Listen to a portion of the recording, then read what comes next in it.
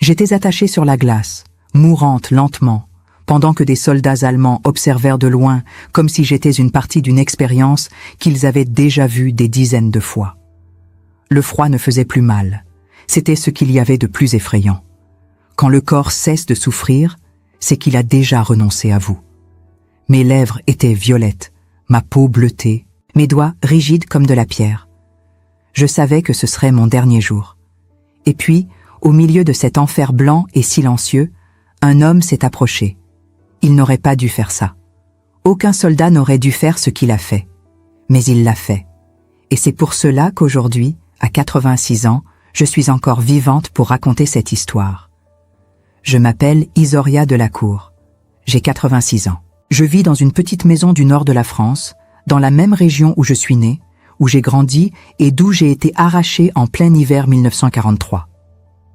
J'ai passé 64 ans à essayer d'oublier ce qui s'est passé dans ce camp. J'ai tenté de vivre comme si cela n'avait jamais existé. Je me suis mariée, j'ai eu des enfants, j'ai vieilli en silence. Mais la vérité, c'est qu'on n'oublie pas le jour où l'on a été choisi pour mourir. On porte ce jour en soi comme une cicatrice que personne ne voit, mais qui ne cesse jamais de brûler. Aujourd'hui, après tant de temps, j'ai accepté de raconter ce que j'ai vécu. Pas par héroïsme, pas pour le pardon, mais parce que certaines histoires doivent survivre, même si elles font mal. J'avais 22 ans quand on m'a emmené. C'était janvier 1943, et l'hiver cette année-là fut l'un des plus cruels que le nord de la France ait jamais connu. La neige recouvrait tout, les routes étaient bloquées, et le froid tranchait la chair comme une lame aiguisée. Je vivais avec ma mère et ma sœur cadette, Céline, dans une petite maison de pierre aux abords de Montreval-sur-Lys, un village rural près de la frontière belge. La guerre avait déjà tout englouti autour de nous. Nos hommes avaient été emmenés dans des camps de travail ou tués au front. Notre nourriture était rationnée jusqu'à la limite de la famine. Notre liberté avait disparu le jour où les Allemands ont occupé la région, en mai 1940. Il ne restait que la peur, une peur constante, silencieuse, qui vivait en nous comme une bête endormie attendant le moment de se réveiller. Ils ont frappé à la porte avant l'aube. 3 soldats de la Wehrmacht, uniformes impeccables, bottes cirées, visages indifférents, comme s'ils accomplissaient une tâche bureaucratique quelconque. Ma mère a tenté de me protéger avec son propre corps, mais elle a été poussée contre le mur avec une brutalité mécanique, sans colère, sans plaisir, juste une efficacité froide. Ma sœur Céline était dans un coin, les yeux écarquillés, tremblante, les mains serrées contre sa poitrine, comme si elle voulait empêcher son cœur d'exploser de terreur. Il n'y a eu aucune accusation, aucun jugement, aucune explication. Juste un geste sec de la main et un ordre court et dur qui résonne encore dans ma tête des décennies plus tard. J'ai simplement été choisie. Comme si mon nom figurait sur une liste aléatoire que quelqu'un avait écrite sans y réfléchir à 2 fois. J'ai été traînée hors de la maison pendant que ma mère hurlait et que Céline pleurait de désespoir. Je n'ai pas eu le temps de leur dire au revoir. Je n'ai pas eu le temps de les embrasser. J'ai seulement vu leur silhouette floue dans la neige pendant que le camion militaire démarrait et m'emmenait loin de tout ce que je connaissais. Si vous écoutez cette histoire maintenant, de n'importe où dans le monde, sachez que ce que je vais raconter n'est pas facile à entendre. Mais c'est réel. Chaque mot que je dis ici s'est produit. Et si cela vous touche d'une manière ou d'une autre, laissez un commentaire. Montrez que cette mémoire compte encore. Qu'elle vit tant que quelqu'un l'écoute. Parce que la vérité a besoin de témoins. Elle en a toujours eu besoin. J'ai été emmenée avec 7 autres femmes de la région, toutes jeunes, entre 18 et 25 ans, toutes terrorisées. Personne ne savait où nous allions, mais nous savions toutes que nous ne reviendrions pas. Nous avons voyagé 2 jours entiers dans un camion militaire couvert d'une bâche épaisse qui bloquait toute lumière. Il faisait si froid que mes doigts sont devenus violets et gonflés. Mon corps tremblait de manière incontrôlable, mais tenter de se réchauffer ne servait à rien. Il n'y avait pas de couverture, pas de nourriture, pas d'eau, seulement le bruit du moteur, les secousses violentes de la route défoncée, et parfois, un sanglot étouffé d'une des autres femmes qui tentait de contenir ses pleurs pour ne pas attirer l'attention des gardes. Personne ne parlait. Le silence était lourd, suffocant, comme si nous savions toutes que les mots n'avaient d'assez plus de valeur. Quand nous sommes enfin arrivés, j'ai vu les grilles de fer, hautes, noires, silencieuses. Le camp n'avait pas de nom, du moins pas un nom qu'on nous a donné. Il y avait des baraquements en bois pourri, des clôtures de fils barbelés qui s'étendaient à perte de vue, et des tours de guet avec des projecteurs qui balayaient le sol enneigé comme des yeux mécaniques qui ne dormaient jamais. Il y avait aussi une fumée fine s'élevant de cheminées lointaines, une odeur étrange dans l'air que je ne parvenais pas à identifier, mais qui me retournait l'estomac. Plus tard, j'ai découvert que cette odeur était celle de chair brûlée mélangée à des produits chimiques. Plus tard, j'ai compris que beaucoup de ceux qui entraient ici n'en ressortaient jamais. Nous avons été accueillis par une femme allemande au visage dur, vêtue d'un uniforme gris et de bottes noires qui frappait le sol de béton avec une précision militaire terrifiante.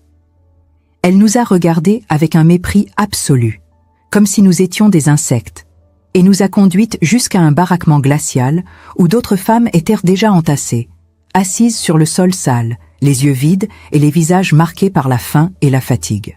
Les premiers jours, j'ai essayé de comprendre ce qui se passait. J'ai essayé de trouver une logique, une raison, une explication. Mais il n'y en avait pas. Certaines d'entre nous étaient mises au travail dans des usines à l'intérieur même du camp, cousant des uniformes ou assemblant des pièces métalliques dont nous ne savions jamais à quoi elles servaient. D'autres étaient envoyées dans des baraquements séparés, isolés, et ne revenaient jamais. J'ai rapidement compris qu'il y avait une division cruelle entre nous. Certaines femmes étaient maintenues pour travailler jusqu'à l'épuisement.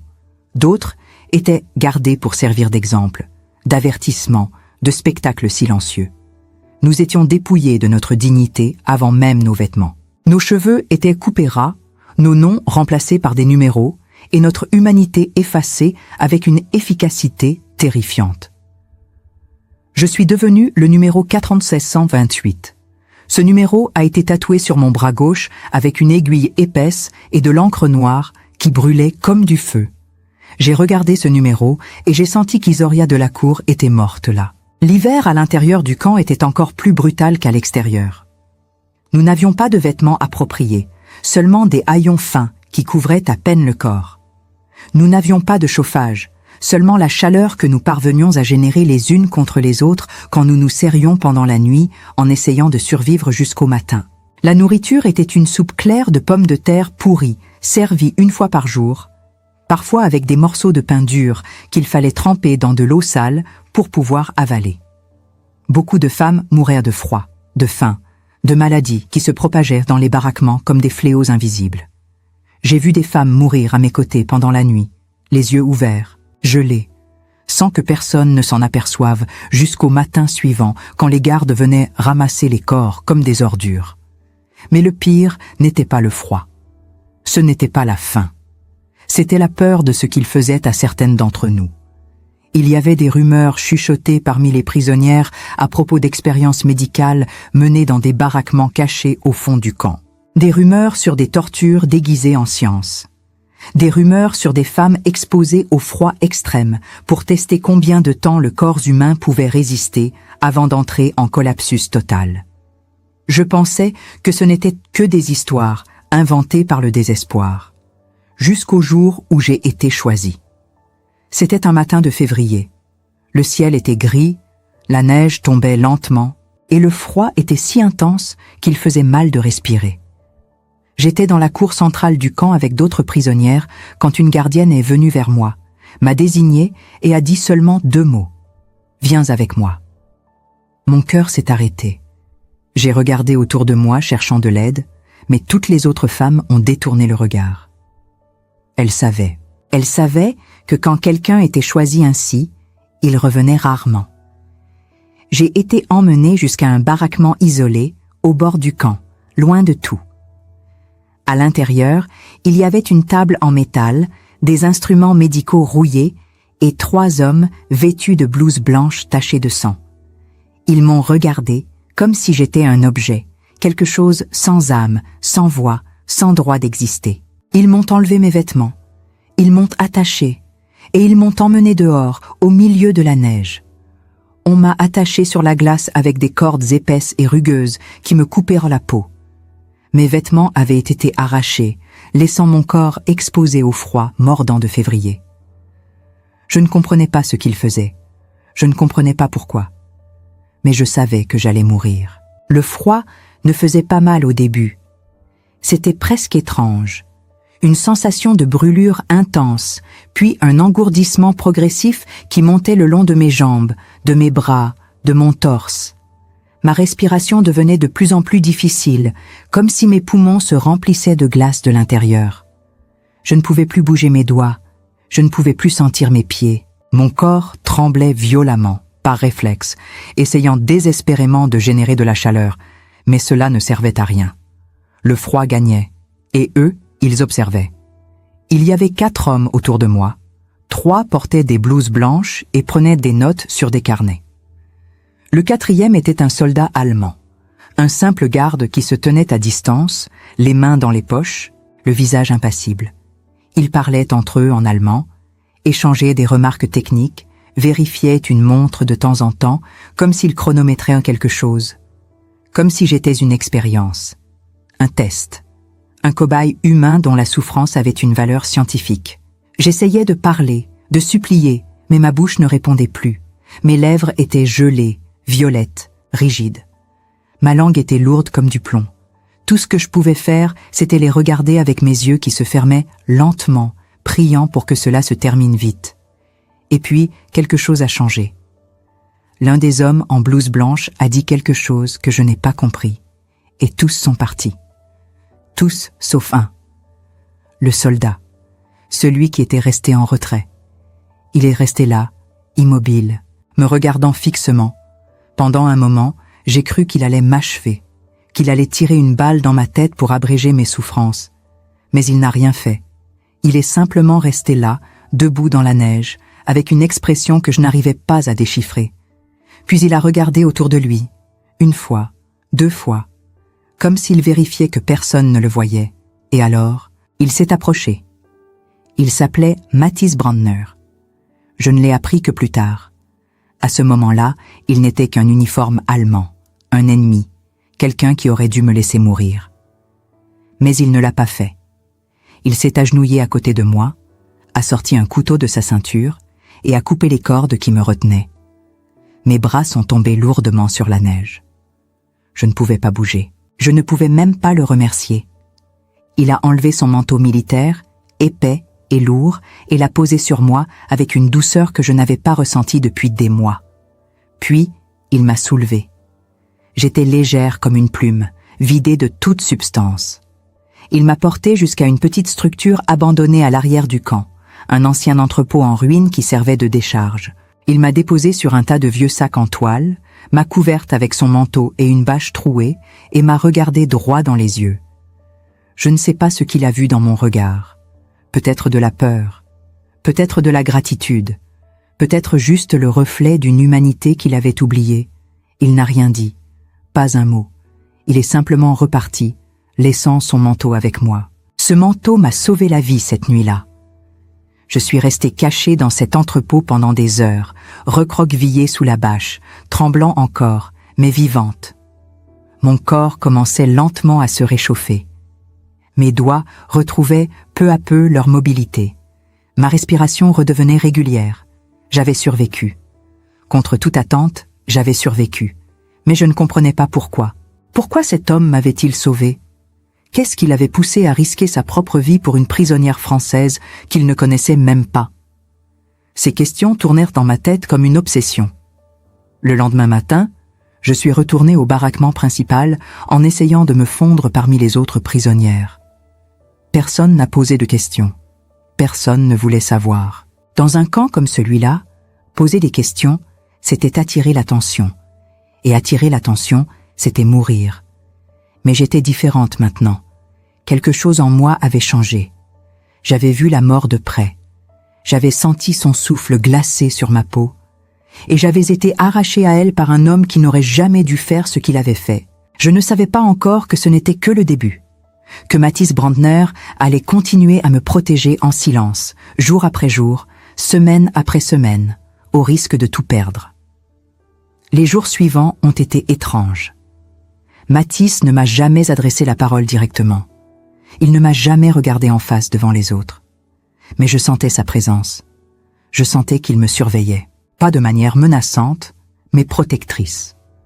Quand les gardes criaient sur moi, il intervenait discrètement, détournait leur attention, inventait une excuse pour m'éloigner. Quand on nous distribuait la maigre ration de nourriture, je recevais parfois un morceau de pain supplémentaire, glissé subrepticement dans ma gamelle. Quand d'autres femmes étaient emmenées vers les baraquements médicaux, il trouvait toujours un prétexte pour m'assigner ailleurs. Il ne me devait rien. Il n'avait aucune raison de faire ça. Mais il le faisait quand même. Un soir, alors que je travaillais dans l'un des ateliers de couture du camp, il est entré sous prétexte d'inspecter les lieux. Les autres gardes ne se sont pas méfiés. Mais moi, je savais. Il est passé lentement devant chaque ouvrière, vérifiant le travail avec une rigueur feinte. Quand il est arrivé à ma hauteur, il s'est penché légèrement, comme pour examiner ma couture, et a murmuré quelque chose en français. Sa voix était basse, presque inaudible. Ne fais confiance à personne. Ne parle à personne. Reste invisible. Ces mots se sont gravés dans mon esprit comme un commandement sacré. J'ai compris qu'il me donnait les clés de ma survie. Rester invisible. Ne pas exister. Disparaître dans la masse grise des prisonnières jusqu'à ce que cette guerre infernale se termine. Mais pourquoi faisait-il ça? Cette question me hantait. Un soir, alors que j'étais allongé sur la planche de bois pourri qui me servait de lit, une vieille femme française nommée Marguerite, qui dormait à côté de moi, m'a chuchoté quelque chose. Elle avait remarqué. Elle avait vu les petits gestes, les protections discrètes, les interventions inexplicables. Elle m'a dit que Mathis Brandner n'était pas comme les autres soldats, qu'il avait une sœur en Allemagne, morte en couche quelques années plus tôt, qu'il portait toujours une photo d'elle dans la poche intérieure de son uniforme, qu'il avait été envoyé sur le front et avait vu des horreurs indescriptibles et était revenu changer. Marguerite pensait qu'en me sauvant, il essayait de sauver quelque chose en lui-même, quelque chose qu'il avait perdu dans cette guerre. Je ne sais pas si c'était vrai, je ne le saurai jamais, mais cela m'a aidé à comprendre que même dans l'enfer, il reste parfois une étincelle d'humanité, une lueur fragile, presque invisible mais réelle. Les semaines se sont transformées en mois. L'hiver a cédé la place à un printemps froid et humide. Le camp était toujours aussi brutal, toujours aussi mortel, mais j'étais toujours vivante. Et c'était grâce à lui. Mathis continuait à me protéger sans jamais rien demander en retour, sans jamais s'approcher trop près, sans jamais franchir une ligne invisible qui aurait pu nous condamner tous les deux. Il y avait entre nous une compréhension silencieuse, une alliance muette tissée par la nécessité et la peur. Nous n'étions pas amis, nous n'étions pas amants.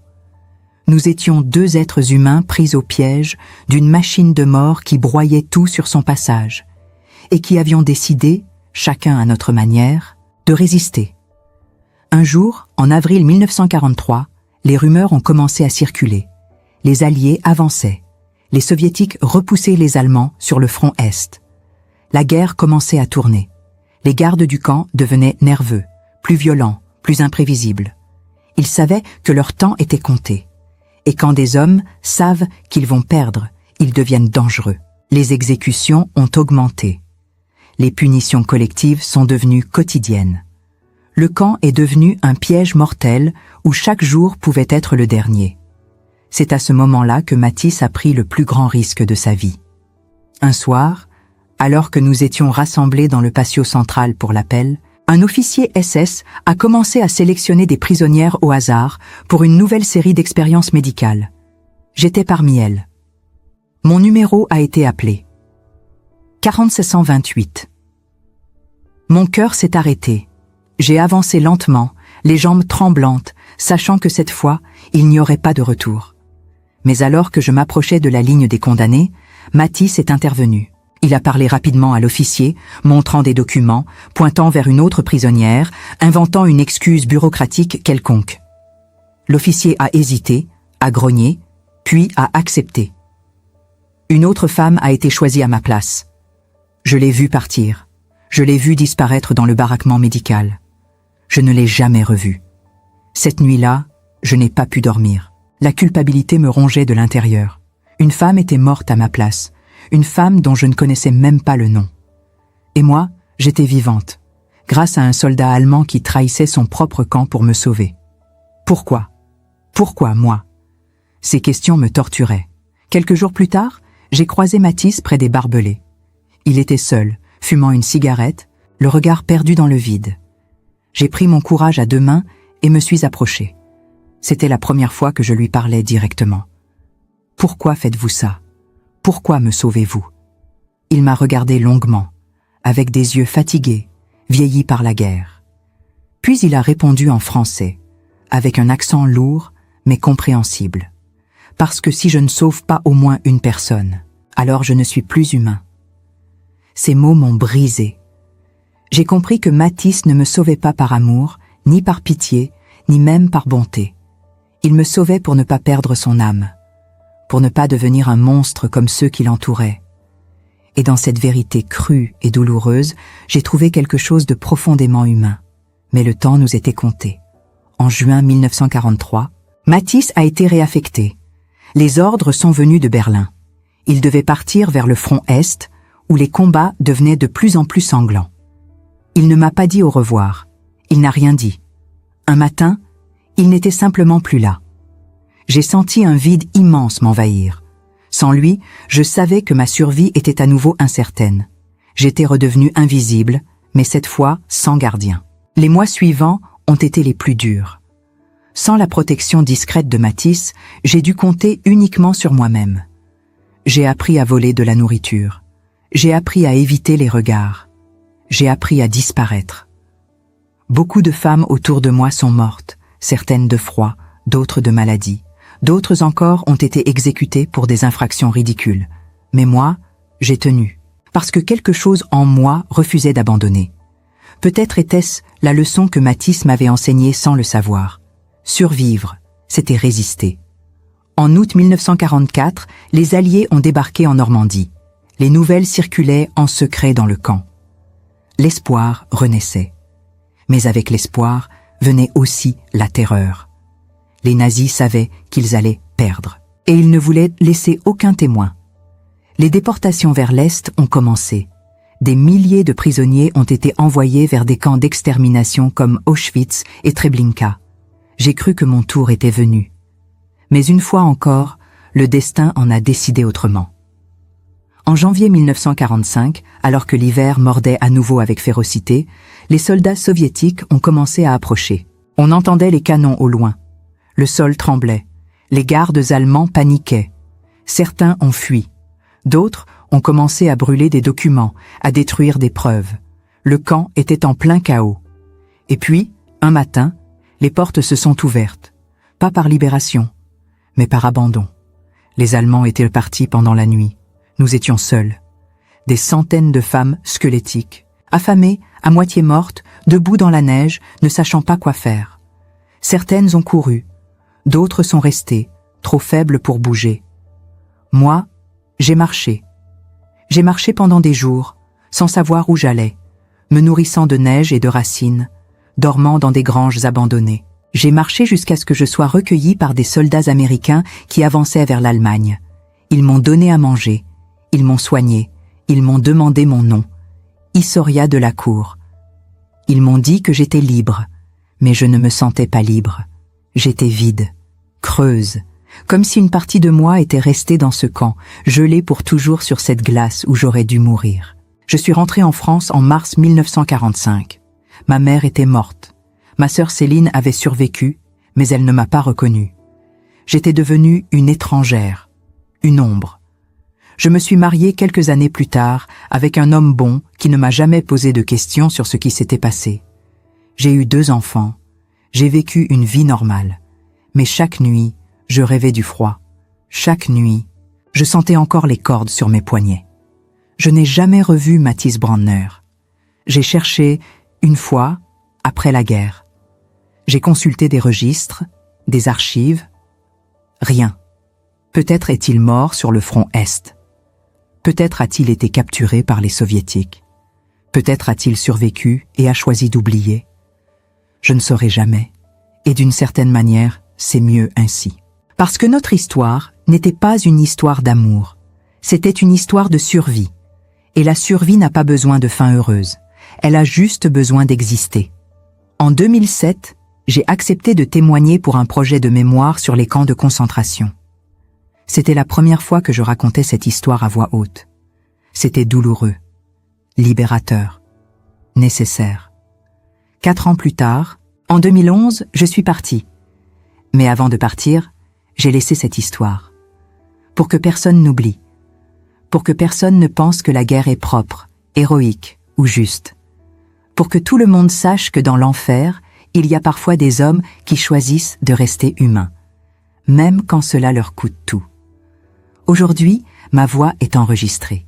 Mon visage est filmé. Mes mots sont conservés dans des archives que les générations futures pourront consulter. Mais ce que je veux laisser derrière moi, ce n'est pas seulement un témoignage historique. C'est une question. Une question qui me hante depuis 64 ans et qui continuera à hanter ceux qui écoutent cette histoire. Qu'est-ce qui fait qu'un homme choisit de sauver une vie quand le monde entier lui ordonne de la détruire? Qu'est-ce qui fait qu'un soldat ennemi devient un sauveur? Qu'est-ce qui reste de l'humanité quand tout le reste a été arraché? Je n'ai pas de réponse. Mathis Brandner non plus, probablement. Mais c'est cette absence de réponse qui rend cette histoire importante. Parce qu'elle nous rappelle que le bien et le mal ne sont pas toujours clairement définis. Que l'ennemi peut avoir un visage humain. Que la guerre transforme tout le monde. Mais que certains choisissent de résister à cette transformation, même au péril de leur vie. Je ne sais pas si Mathis était un héros. Je ne sais pas s'il mérite d'être pardonné pour avoir porté cet uniforme. Mais je sais qu'il m'a sauvé. Et pour cela, je lui serai éternellement reconnaissante. Quand je repense à cette nuit sur la glace, je me demande souvent ce qui se serait passé si Mathis n'était pas intervenu. Je serais morte, gelée, oubliée. Un numéro parmi des millions. Personne n'aurait pleuré ma mort, personne n'aurait raconté mon histoire, mais il est intervenu. Et grâce à lui, je suis ici aujourd'hui, à 86 ans, assise devant une caméra, racontant ce qui s'est passé. Ma voix tremble, mes mains tremblent, mais je suis vivante, et tant que je suis vivante, cette histoire existe. Après la guerre, j'ai essayé de vivre normalement. J'ai essayé d'oublier, mais on n'oublie jamais vraiment. Le traumatisme reste, enfoui, comme une bombe silencieuse qui explose parfois sans prévenir. Un bruit soudain, une odeur de fumée, le froid de l'hiver. Et soudain, je suis de nouveau là-bas, attachée sur la glace, regardant les soldats m'observer comme un animal de laboratoire. Mes enfants ne savent presque rien de ce qui s'est passé. Je ne leur ai jamais raconté. Comment expliquer à ses propres enfants qu'on a survécu à l'enfer? Comment leur dire qu'on a été réduit à un numéro, à une chose, à un objet d'expérimentation? Comment leur faire comprendre que leur mère, cette femme douce qui leur préparait des repas et leur chantait des berceuses, a été attachée nue sur la glace et laissée mourir lentement? Je ne pouvais pas. Alors j'ai gardé le silence, pendant des décennies. Mais le silence a un prix. Il ronge de l'intérieur. Il crée des fantômes qui ne partent jamais. Alors aujourd'hui, je parle. Je parle pour toutes celles qui ne peuvent plus parler. Je parle pour les femmes qui sont mortes dans ce camp, dont les noms ont été effacés, dont les corps ont été brûlés, dont les histoires n'ont jamais été racontées. Je parle pour Marguerite, qui m'a chuchoté des mots d'espoir dans l'obscurité et qui est morte d'une pneumonie 3 jours avant la libération.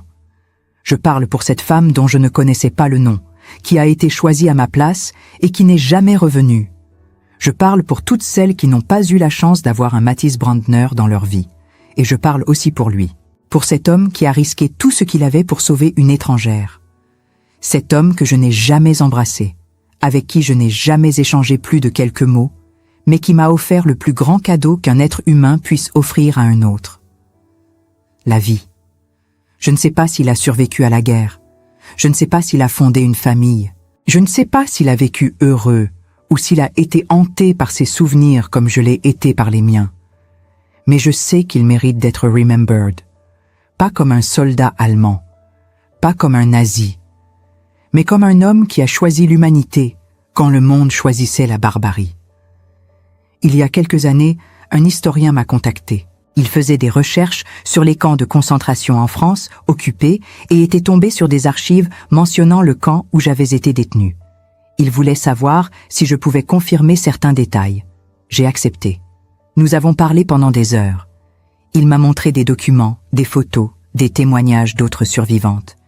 Et parmi ces documents, il y avait une liste de soldats allemands affectés à ce camp. J'ai parcouru la liste, et j'ai vu son nom, Mathis Brandner. À côté de son nom, il y avait une annotation. Disparu sur le front Est, janvier 1944. Présumé mort. Quand j'ai lu ces mots, j'ai pleuré. Pour la première fois en décennies, j'ai pleuré. Pas de tristesse, pas de joie, mais de soulagement. Parce que je savais enfin. Je savais qu'il n'avait pas fui, qu'il n'avait pas renié ce qu'il avait fait, qu'il était resté jusqu'au bout, l'homme qu'il avait choisi d'être. Et d'une certaine manière, cela m'a apaisé. Parce que notre histoire, aussi brève et fragmentée soit-elle, avait un sens. Elle avait une vérité. Elle avait une fin. Mais cette fin n'est pas la fin de tout. Parce que cette histoire continue de vivre. Elle vit dans chaque personne qui l'entend. Elle vit dans chaque cœur qu'elle touche. Elle vit dans chaque question qu'elle soulève. Et tant qu'il y aura quelqu'un pour l'écouter, elle ne mourra jamais. C'est pour cela que j'ai accepté de témoigner. Pas pour moi, mais pour la mémoire, pour l'histoire, pour que personne n'oublie ce qui s'est passé dans ces camps. Pour que personne ne pense que cela ne peut plus arriver, parce que cela peut arriver. Cela arrive encore. Partout dans le monde, des êtres humains sont réduits à des numéros, à des objets, à des choses. Partout dans le monde, des gens choisissent la cruauté. Mais partout dans le monde, il y a aussi des Mathis Brandner, des gens qui choisissent l'humanité. Et c'est à eux que cette histoire est dédiée. Alors voilà. C'est mon histoire. L'histoire d'une jeune femme française qui a été arrachée à sa vie, jetée dans un camp de concentration, torturée, humiliée et laissée mourir sur la glace. Mais qui a survécu? Grâce à un soldat allemand qui n'aurait jamais dû faire ce qu'il a fait. Grâce à un homme qui a choisi de voir en moi un être humain quand tous les autres ne voyaient qu'un numéro. Cette histoire est lourde. Elle est douloureuse. Elle est inconfortable. Mais elle est vraie. Et la vérité, aussi dure soit-elle, mérite toujours d'être racontée. Je suis Issoria Delacour. J'ai 86 ans. Et je voulais que vous sachiez tous. Parce que tant que quelqu'un se souvient, nous ne sommes jamais vraiment morts. Cette histoire que vous venez d'entendre n'est pas un scénario de film. Ce n'est pas une fiction inventée pour vous émouvoir. C'est la vérité brute d'une femme qui a survécu à l'enfer, d'un soldat qui a risqué sa vie pour préserver une étincelle d'humanité dans un monde devenu barbare, et de millions d'autres âmes qui n'ont jamais eu la chance de raconter leur histoire. Issoria Delacour a porté ce poids pendant 64 ans avant d'accepter de témoigner. Elle l'a fait non pas pour elle-même, mais pour que la mémoire survive. Pour que vous, qui écoutez cela aujourd'hui, vous souveniez que l'horreur n'est jamais aussi loin qu'on le pense, mais aussi que l'humanité peut résister même dans les endroits les plus sombres. Prenez un instant maintenant, fermez les yeux, et pensez à ce que vous ressentiriez si c'était votre histoire. Si c'était votre mère, votre sœur, votre fille qui avait été arrachée à sa maison et réduite à un numéro. Laissez cette histoire vous toucher. Laissez-la vous transformer. Si ce témoignage vous a bouleversé, si vous pensez qu'il mérite d'être entendu par d'autres, alors n'hésitez pas à soutenir cette chaîne en vous abonnant et en activant la cloche de notification. Chaque abonnement, chaque partage, chaque commentaire permet de préserver ces mémoires vivantes et de les transmettre aux générations futures qui doivent absolument savoir ce qui s'est passé. Écrivez dans les commentaires d'où vous regardez cette vidéo, ce que cette histoire a éveillé en vous, quelle réflexion elle a provoqué. Vos mots comptent, votre témoignage compte, car en partageant vos émotions, vous devenez vous aussi un gardien de cette mémoire collective.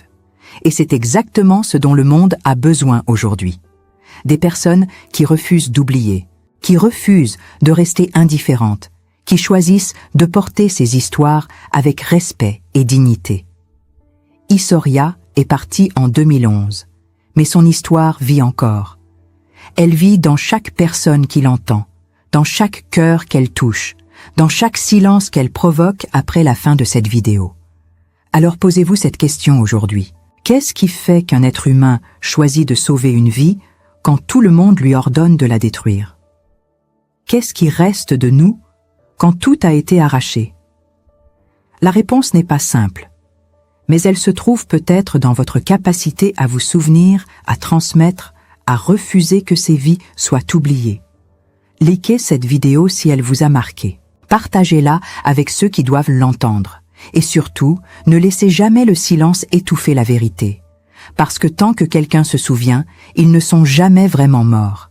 Et c'est à vous, maintenant, que revient cette responsabilité sacrée.